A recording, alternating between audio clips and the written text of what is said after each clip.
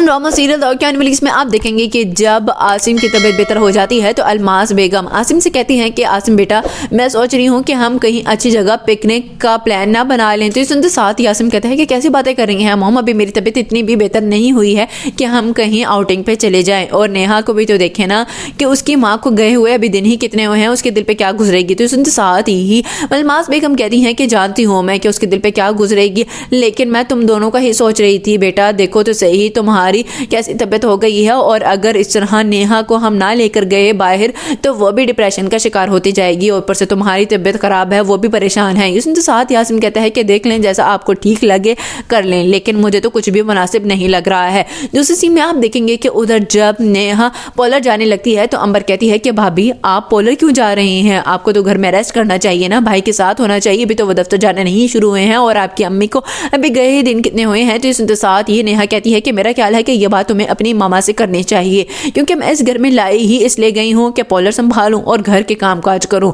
उसके अलावा मेरी अपनी कोई जिंदगी नहीं है। ये सुनते साथ ही अंबर कहती है कि ऐसी उदास बातें क्यों कर रही हैं, जैसा आपको लग रहा है वैसा हरगिज नहीं है। कहती हैं तो आप ही को बुला लेती हूँ, मैं और आप ही तो आपका बहुत ज्यादा ख्याल रखती हैं, और भाई भी। तो ये सुनते साथ ही नेहा कहती है कि तुम्हारे भाई ने जितना मेरा एहसास किया है ना, मैं अच्छी तरह जानती हूँ, बल्कि तुम लोग भी जानते हो, और बेहतर ये होगा कि इस घर का सुकून खराब ना किया जाए और मुझे चुप रहने दिया जाए। लास्ट सीन में आप देखेंगे कि उधर जब आलियान यूके जाने के बाद अपनी माँ से कहता है कि मामा